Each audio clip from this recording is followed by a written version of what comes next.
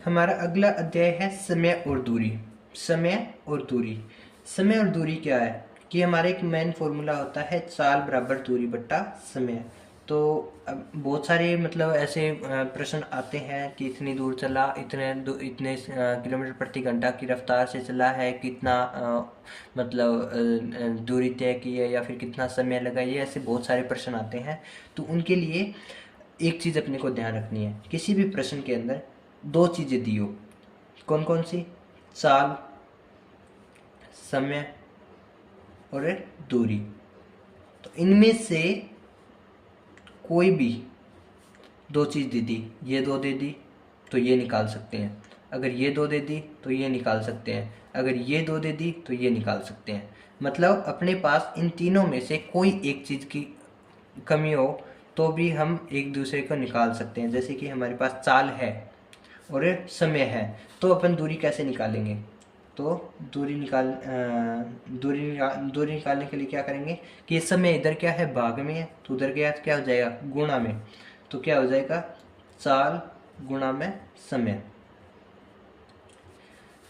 अब उससे अगला क्या है कि जैसे अपने के पास चाल नहीं है, दूरी बटा समय, मतलब दूरी भी है समय भी है, तो अपन क्या करते हैं, चाल बराबर दूरी बटा समय। अब अपने पास क्या है कि मतलब समय नहीं है, क्या क्या है, चाल है और दूरी है। तो अपन क्या कर सकते हैं, तब अपन कर सकते हैं समय बराबर, ये यहाँ पे क्या है, ये दोनों क्या है, इधर चले जाएंगे तो क्या हो जाएगा,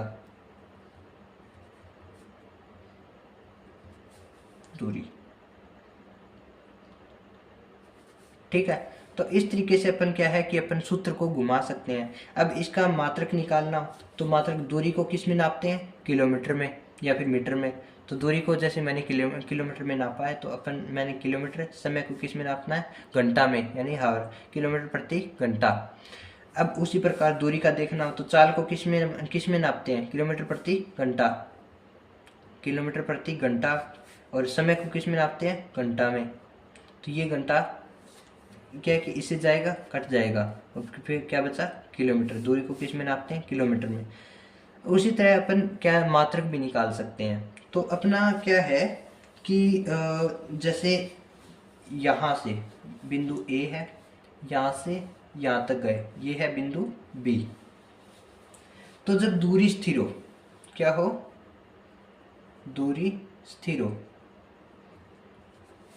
दूरी स्थिर होने का मतलब है कि ए से बी के बीच में कितनी दूरी है, जैसे कि 100 किलोमीटर की दूरी है। और यहाँ से बंदा क्या है कि 50 किलोमीटर प्रति घंटा की रफ्तार से इधर गया है, ए से बी की ओर। यानी कि ये उसका घर है, ये ऑफिस है, तो यहाँ से यहाँ तक गया तो 50 किलोमीटर प्रति घंटा की रफ्तार से गया है। लेकिन आते समय वो क्या है कि 60 किलोमीटर प्रति घंटा की रफ्तार से आया है।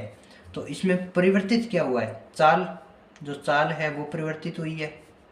लेकिन दूरी तो 100 किलोमीटर की 100 किलोमीटर ही है, यानी कि दूरी सेम है। चेंज क्या हुआ है, ओनली समय। और ये मतलब क्योंकि ये 50 किलोमीटर प्रति घंटा की रफ्तार से गया तो इसकी चाल भी मतलब परिवर्तित हो गई है। दूसरा समय, इसमें समय ज़्यादा लगा होगा, इसमें ऑब्वियसली बात है कि कम लगा होगा, क्योंकि इसकी स्पीड ज़्यादा है, इसकी कम है। तो जिसकी स्पीड कम है उसमें समय ज़्यादा लगता है, और जिसमें स्पीड ज़्यादा है उसमें समय कम लगता है। ये तो हमारी कॉमन सेंस की बात है।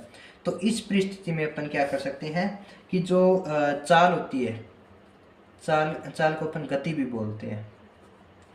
ठीक है। उसका जो सूत्र है वो कैसे होगा, 2xy upon x plus Y, यानी कि 2xy।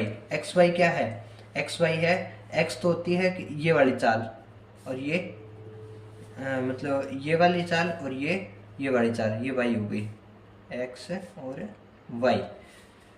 अब क्या है कि जब समय स्थिर हो, समय स्थिर होने का मतलब है कि जैसे एक बिंदु समय स्थिर हो।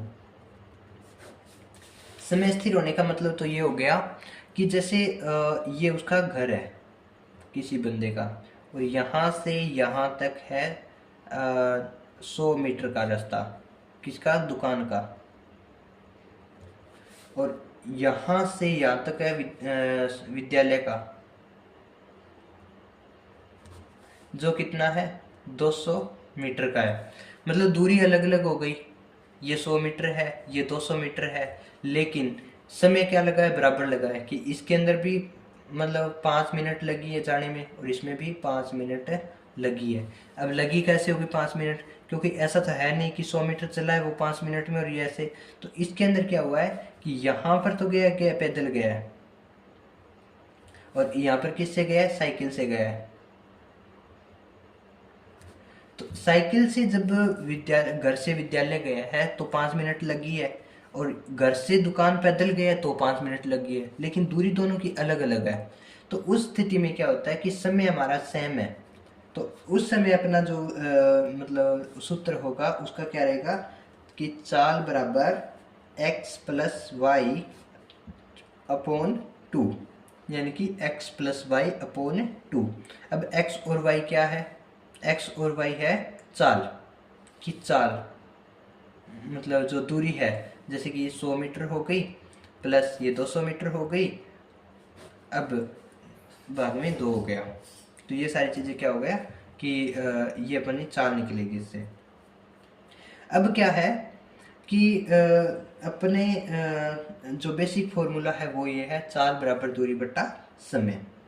अब एक चीज़ और कि अपने को किलोमीटर प्रति घंटा को अगर कन्वर्ट करना हो मीटर प्रति सेकंड में, तो कैसे कर सकते हैं। तो इसके लिए अपने पास दो चीज़ें हैं, या तो अपन मतलब पूरे बड़े लेवल पे करें कि किलोमीटर प्रति घंटा को बड़े लेवल पे करें, एक छोटे लेवल पे कर सकते हैं। तो जैसे 1 किलोमीटर में कितने मीटर होते हैं, 1000 मीटर होते हैं, सभी को पता है। अब 1 मिनट में 60 सेकंड होती है, जबकि 1 घंटे में 60 मिनट होती है। तो 60 इंटू 60 यानी कि 3600। ठीक है।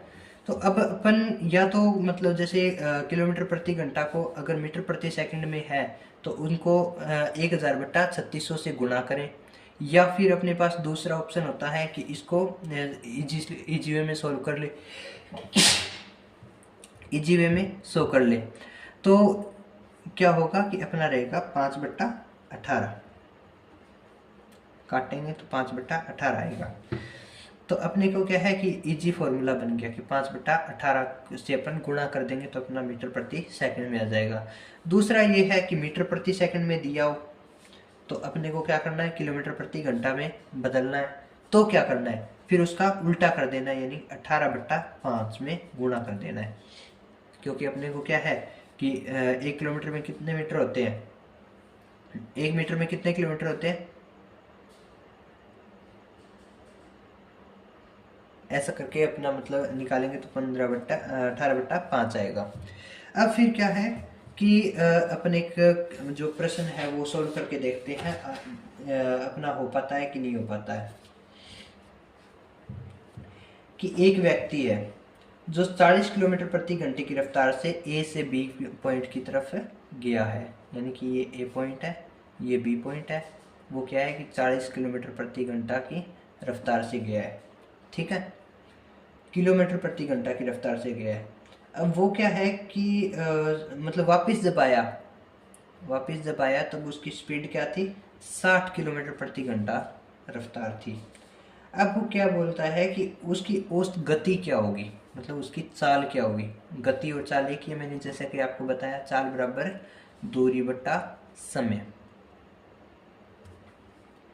तो हमारे पास क्या है कि दूरी सेम है, तो मैंने जैसे कि बताया दूरी अगर स्थिर हो, हमें पहले ये देखना कि कोई चीज़ स्थिर तो नहीं है इसके अंदर, जैसे इसमें दूरी स्थिर है। तो इस स्थिति में हमारे जो फॉर्मूला था वो क्या था, 2xy upon x plus Y, यानी कि 2xy।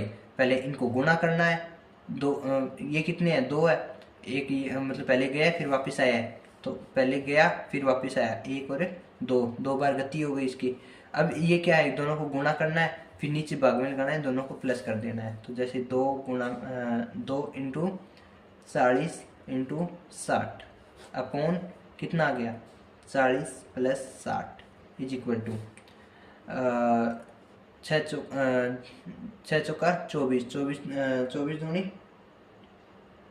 48 अपॉन 100, 48 किलोमीटर प्रति घंटा।